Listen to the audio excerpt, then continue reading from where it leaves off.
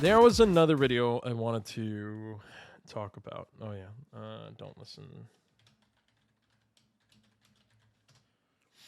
So I started watching this video, and I was like, I gotta talk about this, because this made me laugh so hard. Because as you could see, this video I watched it already, and there's a point where I X out the video because it felt like he completely contradicted everything he said.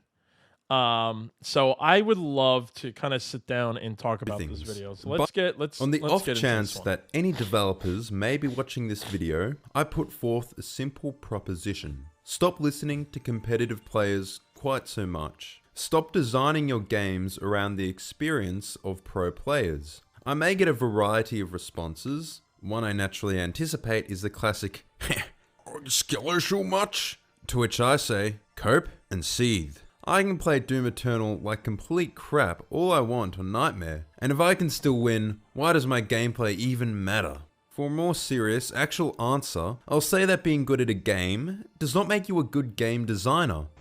Pro players often complain that the guys making decisions about Halo suck at their own game. It's true. I'm not that good at Halo. I'm really not that good at sniping. I'm not that good at anything in Halo except driving the Warthog. And I'm not that good on purpose. A good player is a good designer like a competitive eater is a good chef, or a porn addict is good at sex. All too often, I see streamers and people who play a game for a living come up with the absolute worst ideas ever, because ultimately, their experience does not match the majority of the players. Just a heads up, I may use terms like pro, competitive, and hardcore player interchangeably. It basically just means those at higher skill levels, the upper echelon. For an example, let me tell you a story. I'm mostly going to talk about this. Before he gets into this, I kind of want to mention something about this. In my opinion, there should be a level, like, depending on the people who are working on, like, let's say the multiplayer of the game, right? If you're working on how the multiplayer works, on the balance of things, you should be somewhat good at the game. I'm just saying this, and I know, like, he just mentioned, like, the whole, like, oh, if you're a porn addict, then you are good at sex. If you're a glutton and you're a professional eater, you should be a good chef. No, I get it, but like, that's not true. But like, there is a certain point of, like, if you're going to be doing something, like if you are going to film a porn, you need the people who know how to properly position themselves. You need to be able to stop and go. You know, if you're going to be a chef, you need to know, obviously, everything about food, right? Like, so like, you can make small, minute adjustments. In the world of Trackmania, I know it's a very niche game compared to a AAA game like this. One of the things that a lot of people have talked about when you want to create a map in the game, because it's very community driven in that game, you're able to create your own tracks. And a lot of times people will say, don't try to build this type of track until you know how to drive this type of track, because in the end of the day, yeah, people like the casual scene say the pros control the game and we don't like it, you know, stop changing this or that. But at the same time, the pros are just only trying to adjust the game because they're getting paid to play it. This is their livelihood. Whether you like it or not, this is their livelihood. You know, if I worked at McDonald's and you loved this certain sandwich, but then I find out that this sandwich is actually very, like, it's not good for you, I'm going to change the sandwich, whether you as the community like it or not. If it's not good for you, if it's not healthy, I have to change the sandwich. And that's exactly what's happening. If there's certain things that are happening in the game, that there's a problem or it's unbalanced, they have to change it. And who knows it the best are the pros. And like I said, there's a lot of times where pros don't even want to change the fundamental of the game. They just want to change certain things in their space. And I feel like people like this video, this guy, are missing that. Through my own experience with Halo, but I think much of my points apply to gaming at large. I want you to consider how this might be, which, by the way, I just mentioned a game in large. I was able to talk about a completely different game that's not even an FPS. Affecting your favorite game in a similar way. For a period, maybe after 2009, it seemed that developers were doing everything they could to attract new players, casual players, unskilled players. everything seemed to be shifting towards being able to reward people, even for sucking at the game. For example, Halo 4. Now, Halo 4 was greatly influenced by Call of Duty. Many of the features it borrowed over were ones that seemed intended to help people who suck. For example, random kill streak rewards. Randomness obviously takes away from the skill of a game. Taking power away from the player and putting it into the hands of an RNG system serves to level the playing field and narrow the skill gap. Dumbest thing Halo 4 could have ever done, besides the maps. Weapons like the bolt shot put power into the hands of people from the moment they Even, we just watched him on his own video, just completely miss one of the most powerful guns.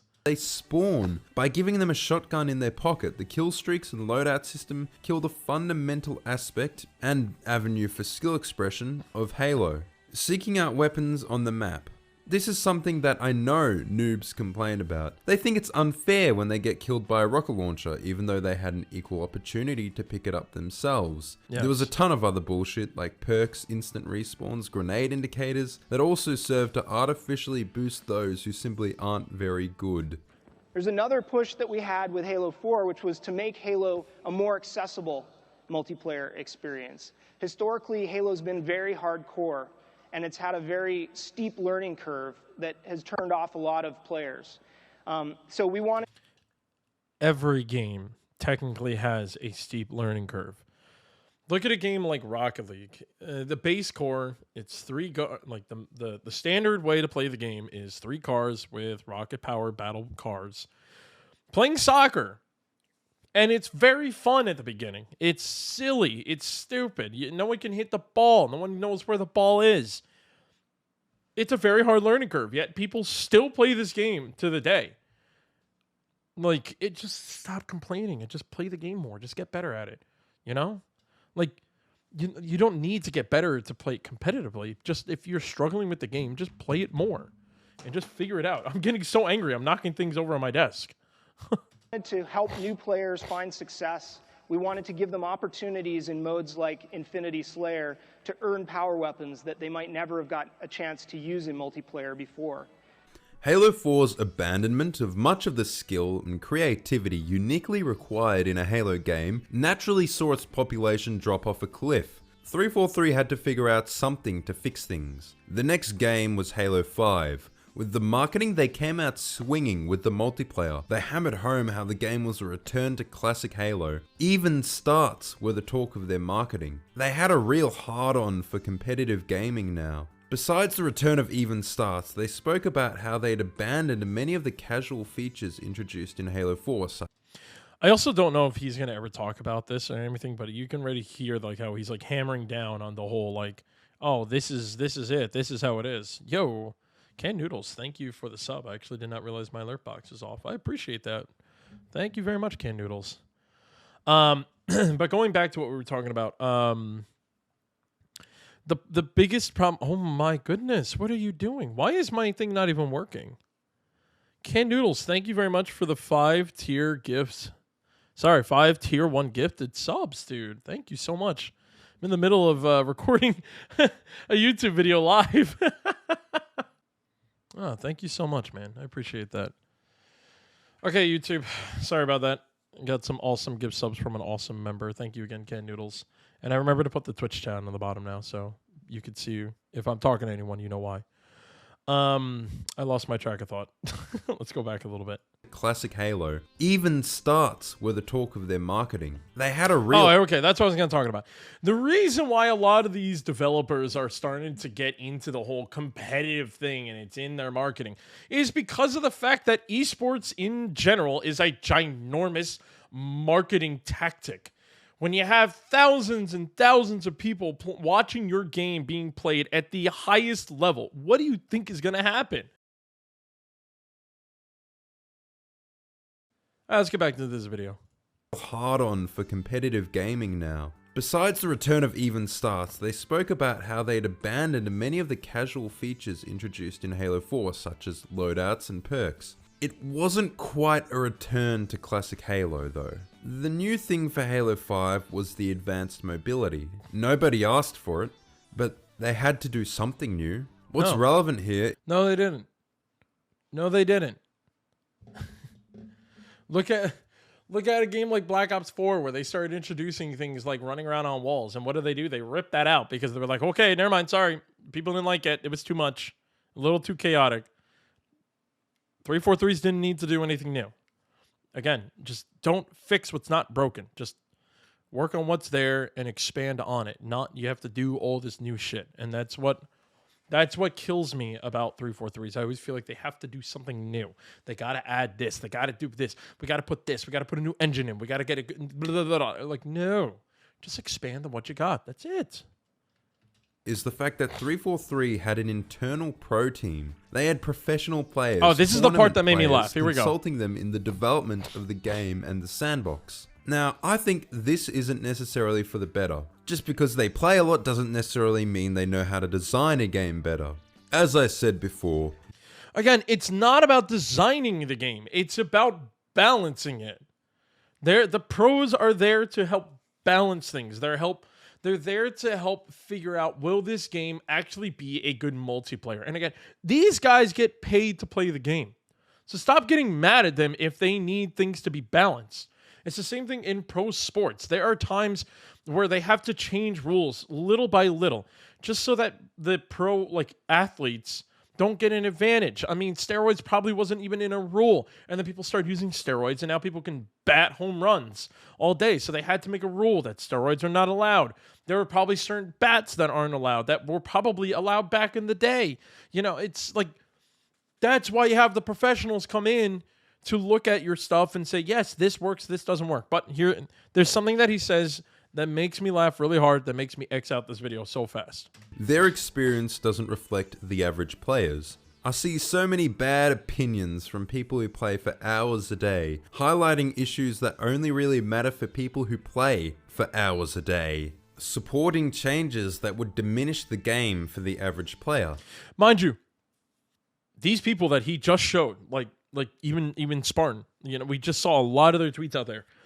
They only want things to be changed for them in their particular space. I said it before, and I'll say it again. It's meant to be changed in their particular space. Back in Halo 3, when Forge was a thing, and HCS did not, or sorry, not HCS, 343 did not control how we played our game, right? Bungie made the game, MLG, with a lot of community members, fixed it to be a little bit more competitive, and we had Guardian that everyone knew and loved in the casual, and then we had MLG Guardian. Like, that's it. We just changed it. That worked for us. The rest of the casuals didn't need to see it. They didn't need to touch it. They didn't need to play it. And that's what the pros were demanding in a lot of these tweets. Sure, they adjusted the Mangler, right? You didn't have to adjust the Mangler. Just get it out of our competitive map. Where the Mangler spawns in live fire. Instead of having a Mangler there, just put a pistol there. Put something else where the sandbag spawn is. I don't care. That's all we asked for, is that make a competitive version of the map and then make a social version of the map. That's all we care. And they technically did, but this is going to be, again, a whole other video. I have so much stuff to talk about, but 343 needs to stop holding on to the competitive side and let HCS and the community focus on what we want, and I hope Forge will be the answer, but we'll talk about that another video. This happens in virtually every game. For example, it's not uncommon to see pros who think either Halo 5 or Halo 2, especially Halo 2, is the best Halo. For those who don't know, Halo 3 is the fan favorite game. It achieved the peak population for both the casual and competitive player base. We get that. When competitive players are saying that this game is the best game, this game is the best game, we're not talking about how many people played it. It was just how the game was developed and how smooth it felt. That's what we're talking about. Again, people are taking things out of context. They hear one thing that they like and don't like, and then they react to that. And they take it out of context instead of hearing it in the way it was meant to be delivered. And maybe wording-wise was not the best, but it's still, that's what they mean. It's not, oh, Halo 2 is the best because it had the most popularity. No. Halo 2 is the best because it had so many things that a casual player can enjoy and a pro player can enjoy. I could enjoy the skill ceiling, the fact that I had to do a BXR, the fact that I can do a double shot, things like that, like a BXB. it didn't affect the casual scene at all. The pros were the ones who figured out how to use it, and they were the ones who were using it. That's it. It had the peak of Halo sales. By all accounts, it is the example for a good Halo game. Congrats. For Halo And I do agree. 5, I it'd loved be Halo the 3. advanced mobility and jumps that provided extra opportunities for skill expression that attracted some pros over. But it was pretty far gone from classic Halo. I do want to stress the people who prefer Halo 5 are a minority, but they do exist, and it is typically for the competitive multiplayer. The far more noteworthy group are the pros who prefer Halo 2. If you don't know, Halo 2 is just a less polished Halo 3. Halo 3 is basically a direct upgrade on Halo 2. Which is what I think Halo 2 Bungie should have been fans doing. are like the competitive players for Super Smash Bros. Brawl. Although, I admit I wouldn't exactly know. I don't really play Smash Bros. Outside of parties. Nice Just shot, kidding, by the way. I don't go to parties. There is of course the nostalgia for Halo 2. It was an innovative online game at a special time, and I can certainly understand that. I can also understand preferring the maps. Both Halo 2 and 3 have excellent maps. It's a close competition. But the reasons given for preferring Halo 2 to Halo 3 typically boil down to it being easier to shit on new players. For example, button combos. we didn't care about new players. We cared about competing against each other. These are skillful combos you could execute to kill people quicker, basically. They were entirely unintentional, they weren't added by the developers. The battle rifle, shot. the weapon pros adore the most, was basically the only useful non-power weapon in Halo 2. They slightly weakened it in 3, slowing its projectile, and many did consider it a downgrade. Don't get me wrong, it was still extremely powerful. It was still the utility weapon. It was just slightly less overpowered. Simply put, the crux of the argument you'll hear from pros is that Halo 3 favored team play and Halo 2 favored individual performance more. You know, game Okay, Noodles, this is facts. Halo 2 was the better competitive game. Halo 3 was the best overall fact that is balanced between both comps. Social playlists were totally different from ranked comp players. Yes, thank you. Exactly. Games that allow greater individual performance and hero moments are more fun to watch. More fun to watch must therefore mean more fun to play. Now, that's how the argument goes. There is also an I still think it's dumb that there's a lot of players out there, like competitive players, that are like, I want the individual skill back. Like, yes, it's good. I get it. You want to be flashy. You want to be able to do that stuff. But again, in the core essence, Halo is a competitive team game. Like, so just play as a team. Stop being selfish. Stop worrying about your stats. notable aspect of time to kill that factors into this. Lower time to kills allow for greater individual performance. Some say a wider gap between average and optimal time to kill is better. That's This is insane. I didn't especially even know pertinent this. for the people who prefer Halo Combat Evolved. I'll get to the whole time to kill ordeal. But first, I need to understand why devs even do this. I mean, I can understand why developers listen to pros. Esports is huge now. It's a phenomenon. Every developer wants their multiplayer game to be an esport. It gives 'Cause a it's a big- perpetual feedback loop of interest. More people It's a marketing tactic. hear about the game through pro events. More people play the game. Pro events become bigger due to more players. More people hear about the game through pro events. More people play the game. Pro events become bigger due to more players. More players hear through pro events. So on and so forth. Marketing.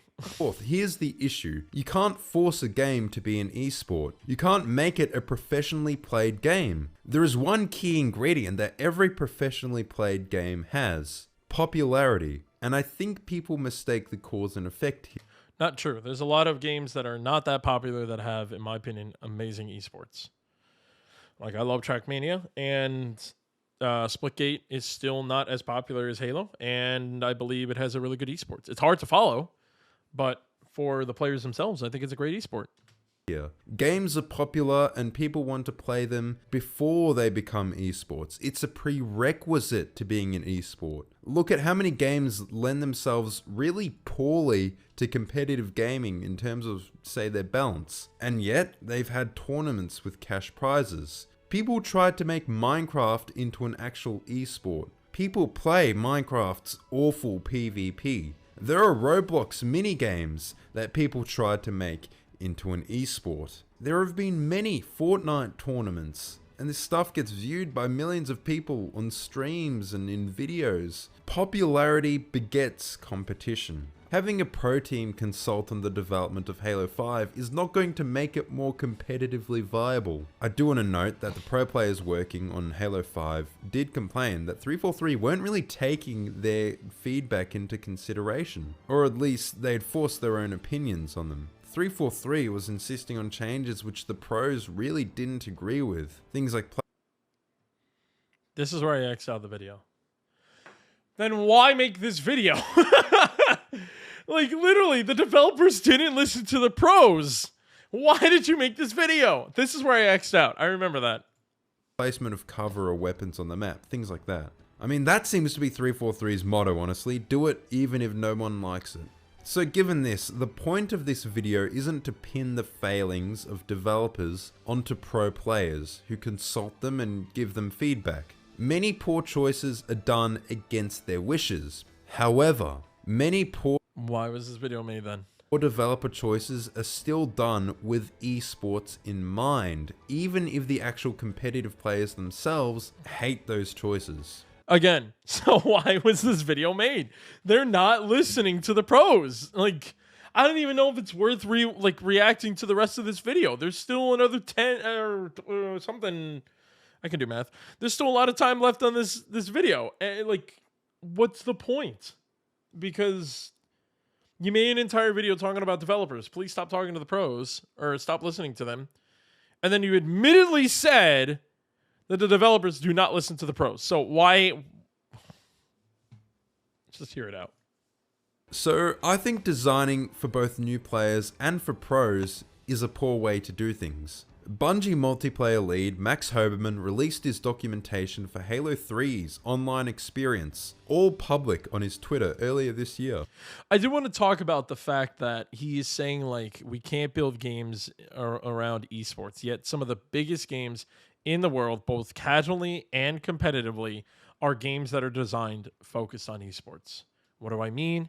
Games like Valorant, games like League of Legends, games like Overwatch, like they are designed to be an esport. And they are one of the biggest games out there. Like there's so many casual players that play these games. And he's literally saying that like we can't be building games so like competitively. We can't be building a game with competition in mind. It has to be social than competitive or whatever. But some of the games out there that are so casually played are the biggest esports. So it just makes zero sense. I feel like there's a lot of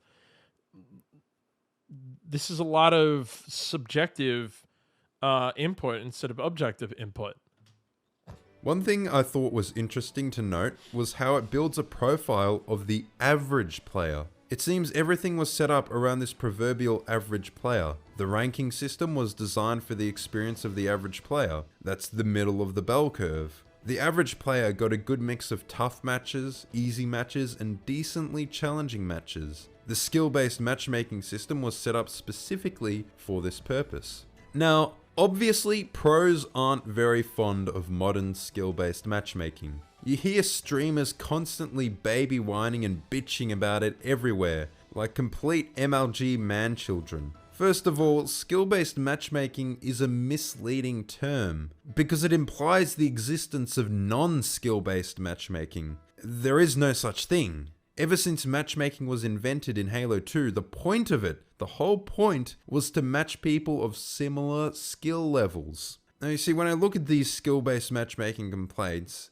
they just complain about the system altogether. I don't expect Call of Duty fans to know much about game design. That one's a little rough one because technically skill-based matchmaking was supposed to be based on like you're supposed to be playing against people around your skill. That's what he said.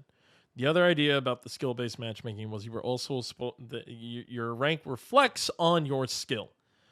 And people are complaining because one, it doesn't make sense that it's a skill-based matchmaking, yet I can get into a game with a bunch of like plats and golds as a diamond or an onyx. So obviously it doesn't work, right?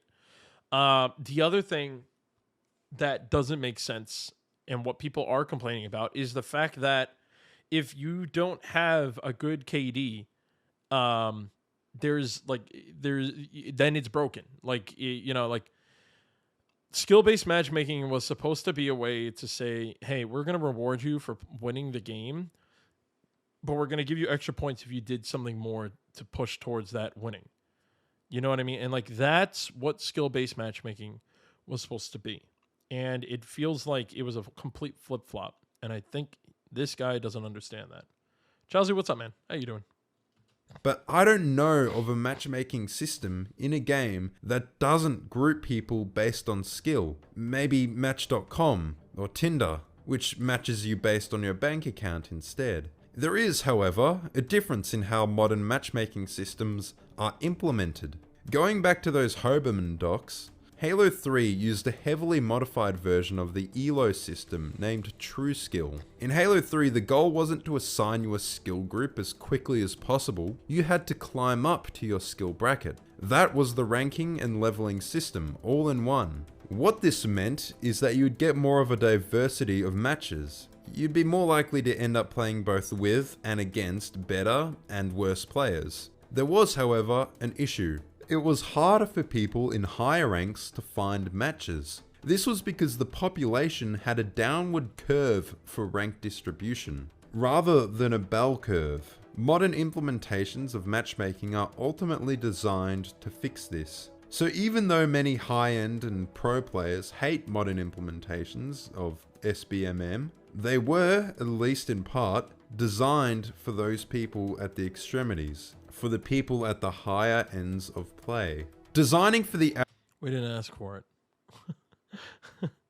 We didn't ask for it. Average player seems obvious, and I'm not saying devs don't consider the average player, but I believe priorities can get lost in the midst of development. When people are in too deep, and there isn't a strong guiding vision, oftentimes the obvious priorities can get obscured. For example, you can become so obsessed with accessibility that you forget to make a remotely challenging or interesting game. For example, making your own protagonist spoil every puzzle within 30 seconds of arriving. Just need a rib from that fang hanger. Just need a rib from that. Just need a rib from. Just need a rib from. Just need a rib. Just need a rib. Just need a rib. Just need a rib. There's a charger herd. Same with the hyper focus on competitiveness or esports. You end up removing the fun. No randomness, no physics stuff, no getting splattered by witches. Yes, of course we remove it because of the fact that it's the randomness. It's supposed to be about your skill, not your RNG.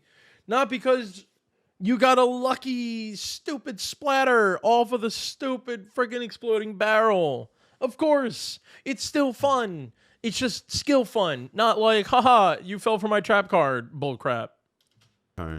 This one Halo Infinite update shows me just how out of touch 343 still is. Hampering physics-based interactions for the sake of consistency in competitive modes is just missing the point so hard. Halo is literally about physics-based gameplay. Prepare for a tangent while I rant about this stuff. Okay, the reduction of these dynamic, random, or unpredictable features is done for the sake of consistency. Consistency is an important thing in competitive games. If there's one thing that pros hate, it's RNG, unpredictability, things out of their control, taking agency from the players and placing it into, say, a random system, like a random number generator. Things like that do hamper skill expression. It can reduce the oft-quoted skill gap. But here's the thing, there is more to a game than skill. There must be some... It is. For social people. Not for people who get paid to play this game.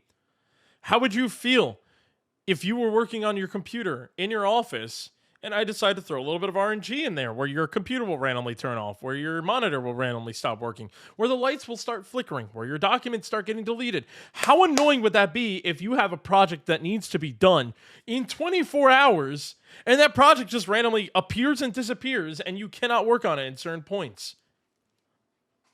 Like, shut the hidden element out of the player's control, some hidden variable, element X. If your average shooter game were perfectly consistent, it'd be a multiplayer aim trainer. Some degree of variability is a necessity to enable depth, even if it does occasionally feel unfair. Some weapons should be. The fact that he even mentioned it, that it can occasionally feel unfair, bothers me. Yes!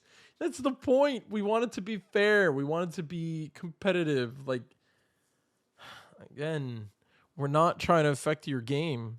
We're just trying to fix the part that, affects us.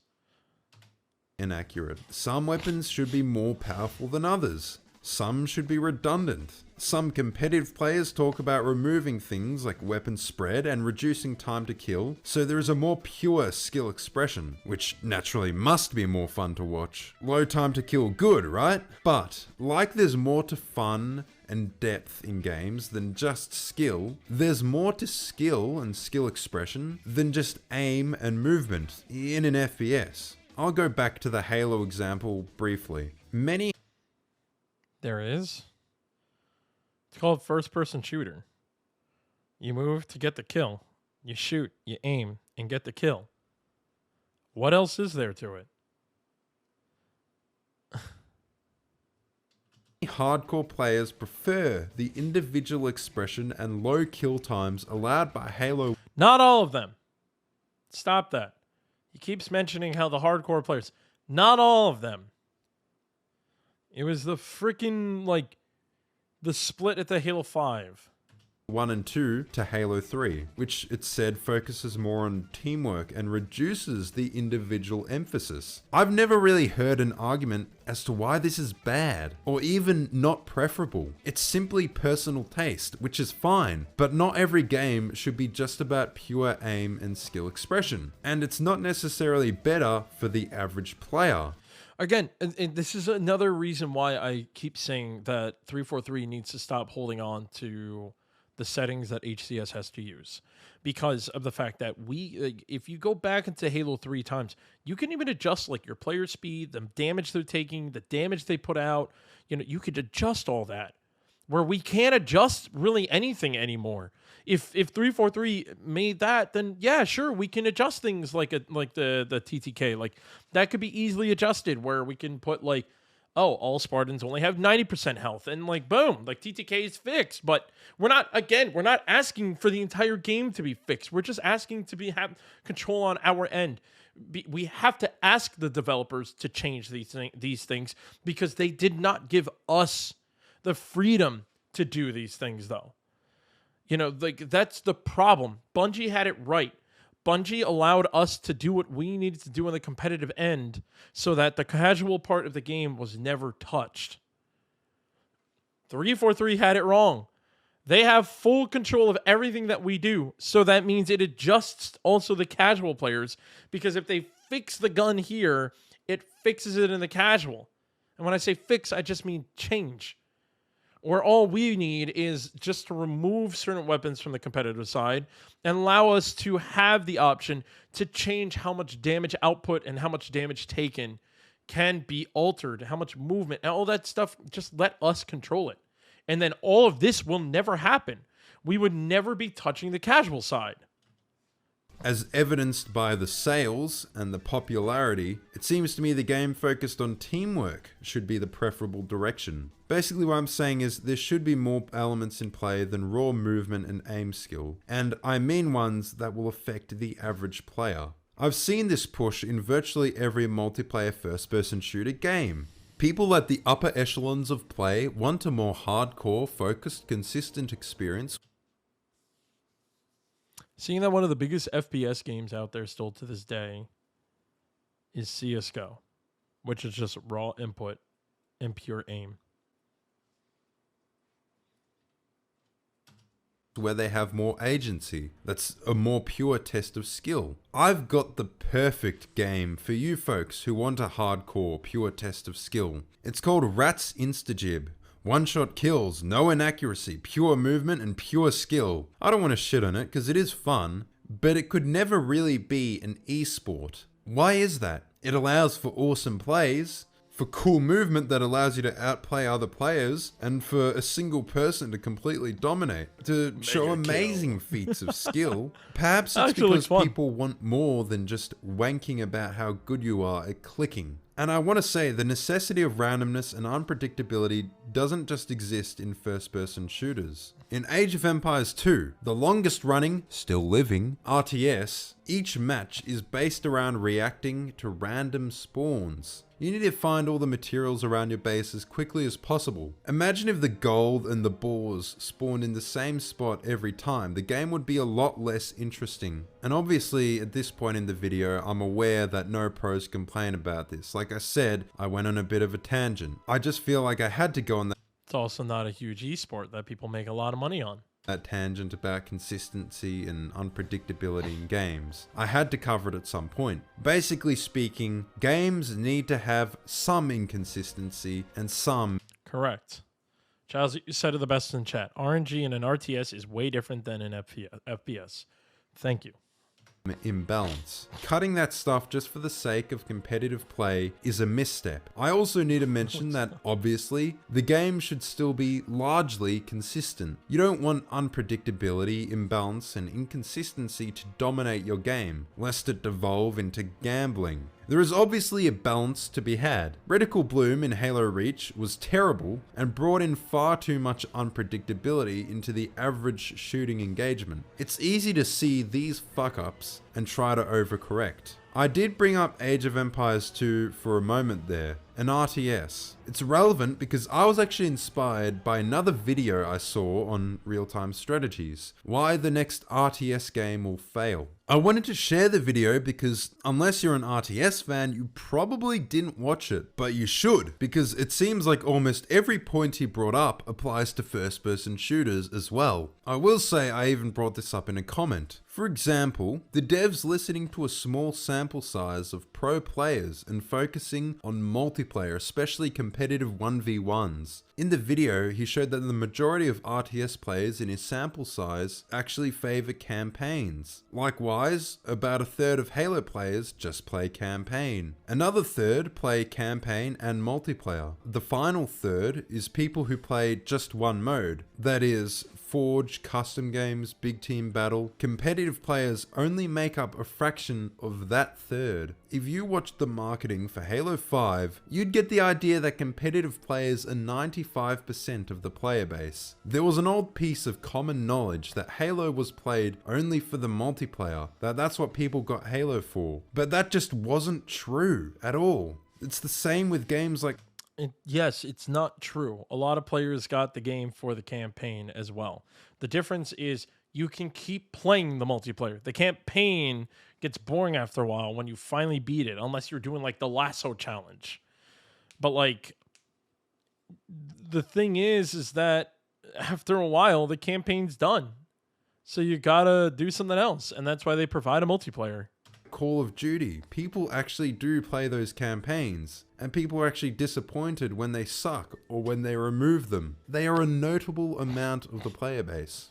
Another point from that video was the removal of spectacle, basically cool shit. Broken shit. Again, this crosses over perfectly. Think about that whole consistency / unpredictability spiel I just went on. How many times do devs remove fun things for the sake of balance? Physics interactions, getting splattered by cones. Besides that, there was the section on user-generated content, dev tools, and devs neglecting custom games. I just gotta say, 343 thought Forge was so unimportant that they pushed it back 9 months after. I don't agree with that. I don't think they think it was unimportant. They know a huge community of Halo are forgers. I think it's just they wanted to get it right because they expanded the crap out of Forge. Like, the things you can do in Forge now are insane. I can't wait for Forge. I'm not that creative, and I'm going to take a crack at Forge because of what you can do in Forge. I don't think it got pushed back because they thought the competitive side is more important. It got pushed back because they want to get it right. They already fucked up a lot of shit on like how the Halo game is today. So at least get something right, and I think that's why they're pushing it back, which in my opinion is a good call. Launch. And even then, it's only going to be coming out in beta. It seems like a lot of these issues are all systemic and Microsoft-wide at the very least. Just in the last year, it's affected Halo Infinite and Age of Empires 4. So how do we solve this issue?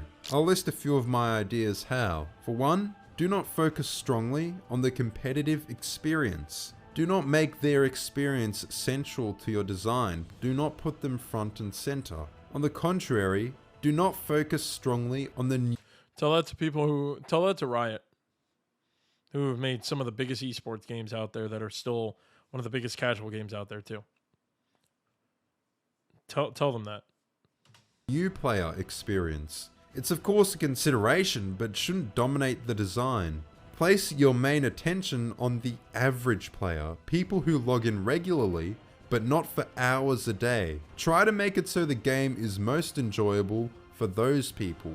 Allow some degree of unpredictability, especially if it's cool, if it has some spectacle. Adhere to the rule of cool, please. Within reason, of course. It shouldn't be complete. Again, that can also be something very subjective over objective. What you think is cool is something that I could hate. What you think you hate, I can think is cool. Yeah, I don't agree at all with him. I don't like vehicles in Halo. I hate it. It's very annoying when I die from something that is just so OP and I have nothing to fight back with it. And the only thing that I can fight back with it spawns in the middle of the map or something. I hate vehicles. I think it's very, very like unbalanced, you know, but it's cool and it's fun.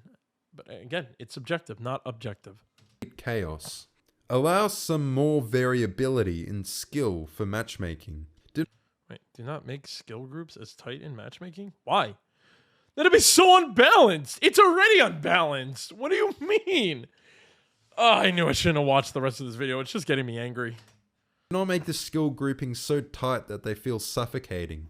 Please add tools for creating custom content. You have to be a complete only thing I agreed idiot on. to look at Minecraft, Roblox, Skyrim, and Gmod and think that it's not worthwhile. These are, of course, just my suggestions. It's not like you should never listen to pros, or never listen to the noobs. The best advice would be to allow for variation. Provide a range of game modes, ways to play. That's the first thing he said right. Like, actually said right. Is literally to provide a variety of games. Like, that's the thing. There's a variety enough that's big enough that allows the pro players to play here, the casual players to play here, the noobs to play here. That's what needs to be done. That's what needs to be done. And then I would agree with this. Design for the omnivores, the people who play a range of different activities. That's how Destiny is designed, to get you to play multiple different activities. And it has one of the most dedicated fan bases out there, who would eat up literally anything Bungie produces. So really, you can listen to the pros. Well, Bungie's a good sometimes, but just don't let them have too much influence. I've always said Bungie, like, as much as I like shat on them back in Halo 3, I still think Bungie is a great game developer. I think they're great game developers. Overall, the summary of this is that this guy contradicted the crap out of himself by saying don't listen to the pros, even though the main focus of the game he talked about was Halo, which 343 did not listen to the pros. So this whole fucking video was like worthless in my opinion because it contradicted itself. And I definitely say, like, yes, focus to the middle ground of the players, but it's so hard to find. Yeah, there's so many of them, but even the middle ground players are still pretty spread. When you looked at that bell curve he made, that bell curve is based between, like, gold to diamond, and that's a huge skill range. How do you focus on them? It's very hard. Just focus on, like, what makes the game good balance, that the pros can have fun, but also the casuals can have fun. That's what you need to do, period. That's it. That's an end rant. This went much longer than I wanted it to go. Thank you for watching. If you're watching this on YouTube, Twitch people, hang out. We won't be going too far. But I appreciate y'all coming by and being here from me losing my grab. So if you enjoyed the video, make sure to hit the like button. If you did not agree with anything I said, hit the dislike button. It will let me know what you want to see. Leave a comment down below on what your thoughts are about this video.